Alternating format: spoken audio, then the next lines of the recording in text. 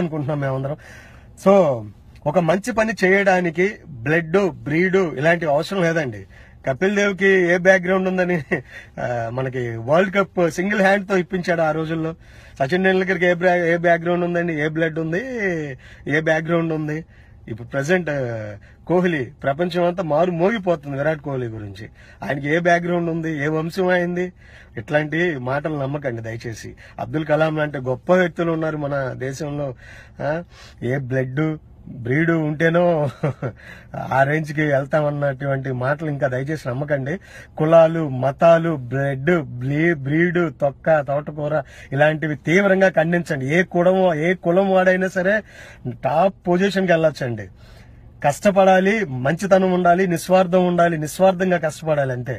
Talent కూడా ఉండాలి. అన్ని కలిసి మనం ముందుకు వెళ్తే ఖచ్చితంగా ఎంత పేదవాడవచ్చు, ఈ రోజున నిరుపేద కుటుంబం నుంచి రావచ్చు, ఎంత పొజిషన్ కైనా వెళ్ళొచ్చండి, ఏ హైట్స్ కైనా రీచ్ అవ్వచ్చు. వాళ్ళు చాలా మంది లైవ్ ఎగ్జాంపుల్స్ ఉన్నారు. చంద్రబాబు నాయుడు అసలు ఎక్కడి నుంచి వచ్చారు, ఆయన బ్యాక్గ్రౌండ్ ఎవరికైనా తెలుసా? మెగాస్టార్ చిరంజీవి ఉన్నారు, ఆయన బ్యాక్గ్రౌండ్ ఏముందండి? సాధారణమైన కుటుంబం నుంచి ఎక్కడికో వెళ్ళారు. అంటే సీఎం అవ్వలేకపోవచ్చేమో, పొలిటికల్ గా ఫెయిల్ అయ్యి ఉండొచ్చు, బట్ సినీ ఇండస్ట్రీలో ఆయన తిరుగులేని ఇది.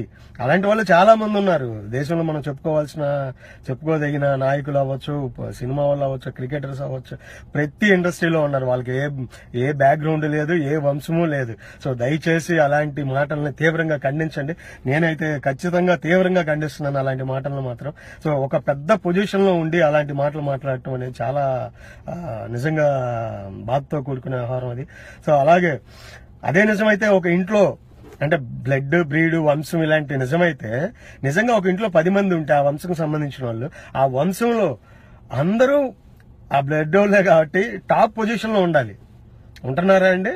ఒకళ్ళు ఇద్దరు టాప్ పొజిషన్ లో ఉంటున్నారు, మిగతా వాళ్ళంతా ఎక్కడో ఉంటున్నారు, అసలు అడ్రస్ కూడా ఉండట్లేదు.